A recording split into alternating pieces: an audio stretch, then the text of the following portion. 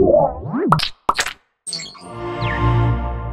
best and worst apps of 2009. Did your favorite make our list? This episode of App Judgment is brought to you by Squarespace. Welcome to App Judgment, Revision 3's mobile phone application review show. I'm Eileen, the show's producer, and the App Judgment team battled it out to create our top 5 best and top 5 worst apps of 2009. And once again, it was a dogfight with tears and punches. But don't worry, we're closer now because of it. It's like group therapy. Let's start with our top 5 worst apps. Number 5 on our list of worst apps in 2009 may surprise you, as it's made the top list all over the place. Photoshopcom Mobile. It's got the brand name, it's got the right price, and does simple fixes for your photos. Cropping, rotation, and color tweaks, no problem. But this iPhone app lands itself in the number 5 spot due to pure disappointment. The top imaging name in the world should blow away the competition. Take note from the utilities in Photogene, the community and best camera, and even the Photoshop layer supported app named Layers. These are all ahead of the game that I think Photoshopcom Mobile isn't up to par with. Instead, we get a bunch of so-so filters that aren't top-notch like the desktop software. In 2009, we learned that free does not always equal better, and let's hope for a magnificent turnaround in 2010. Now let's hear from Ron. And coming in at number 4, the 4th worst app of the year here on App Judgment for Android, it's the spreadsheet application called Spreadsheet. Had a hell of a time saying the app, had a hell of a time using the app. This is the spreadsheet application that only gives you one cell to start with and is ugly and doesn't import data. It was just probably one of the worst apps I played with this past year. So if you need a spreadsheet program, avoid Spreadsheet. Our 3rd worst app of the year is Quick. Now, you guys might remember when Quick came out, it was amazing. It was the first thing that you could use on a Nokia N950, I believe, to actually live stream what you're doing. Live, real time, with text feedback from chatters. Well, guess what? They came out with an iPhone. You'd think it would be amazing. One of the most amazing phones out there is the iPhone. So they come up with their app, but guess what? There is no live streaming. What the heck is the point? You can record video and upload it, but you might as well do that with the native stuff on the iPhone already. So you know what? Until Quick can actually let you live stream, it's not quick and it's not cool and it sucks.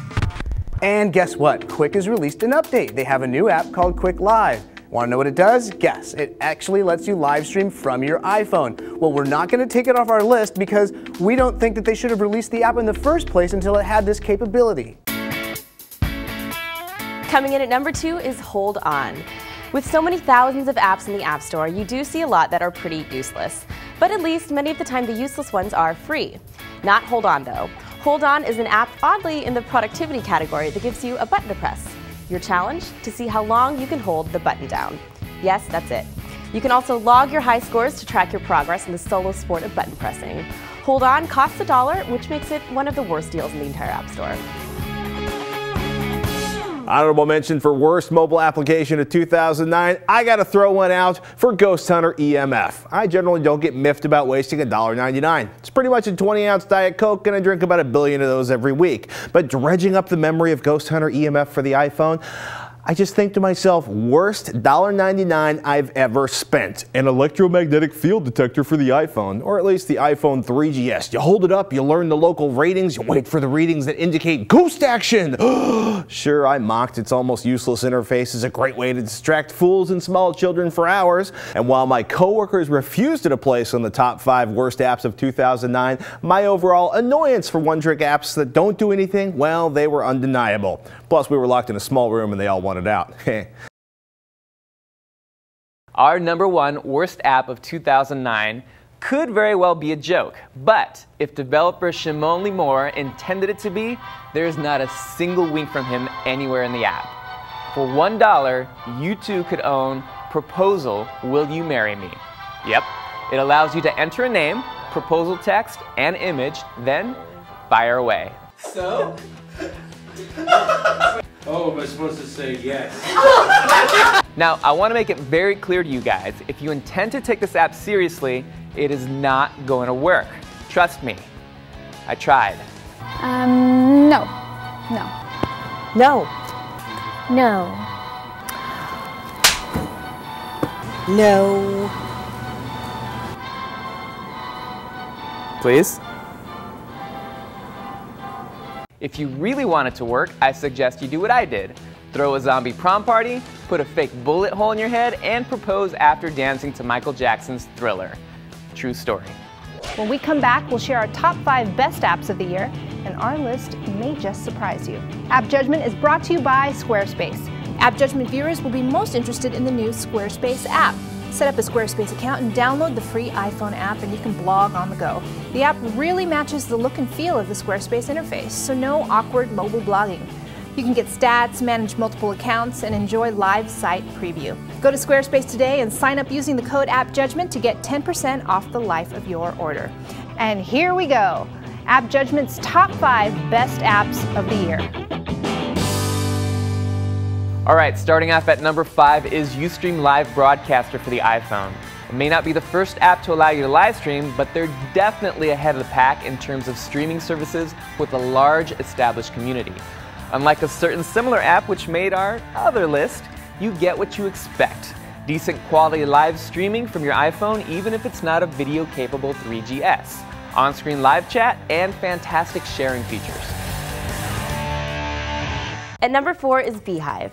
Now, I have a huge app library that I've collected in 2009, and I found that many of them slowly fall by the wayside and get deleted, usually because something better comes along.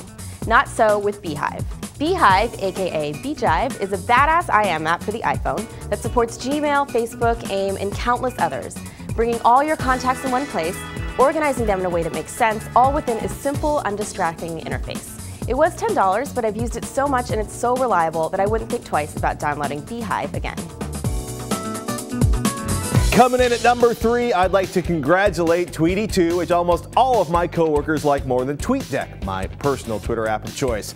Apparently, they don't enjoy the columns interface of TweetDeck, but weep with joy over TweetyTo's wee orbs that indicate new messages, dragging the timeline for more messages, and even, I'll admit this part is nice, the offline features, like you can write tweets to send later when you're back on the internet. There's more to this $3 upgrade, but you're going to need to track it down to find out.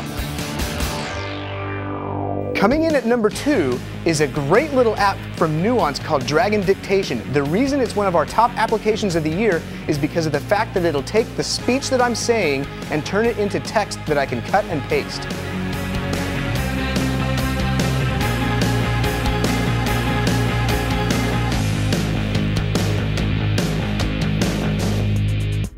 Stephanie here, and before we get to the number 1 best app of the year, I have an honorable mention of my favorite wordplay app for the iPhone. Words with Friends is a mobile version of the game we all know and love, Scrabble, and I affectionately call this 2009's Time Suck. Play against opponents on other iPhones or play and pass with a neighbor to get the highest scoring words. With push notifications, it's hard to resist playing your turn right away, and this probably means I won't pass up kicking my opponent's butt in the middle of the night when those word-addicted insomniacs challenge me. So join me. Download the free ad-supported version of Words with Friends or get an ad-free game for a few bucks. And now here's Ron with App Judgment's number 1 app of the year. And the number 1 app of the year, as judged by the entire App Judgment staff, I'm so excited to be able to tell you about it. It's the little app that could, Google Voice for Android. Look at that, an Android app on top. This app is so good, Apple doesn't want it anywhere near the iPhone. It lets you completely take over your phone, get international calling for much cheaper, free text messages. It's a great innovative app that uses a smartphone in the best possible way. Google Voice, it's the app that changed everything. Are you surprised with our list? Do you think we're full of it? Well, let us know. Send us an email at appjudgment@revision3.com. You can also find us on Facebook at facebook.com/appjudgment and Twitter at appjudgment. Happy New Year, everybody, and thanks so much for watching.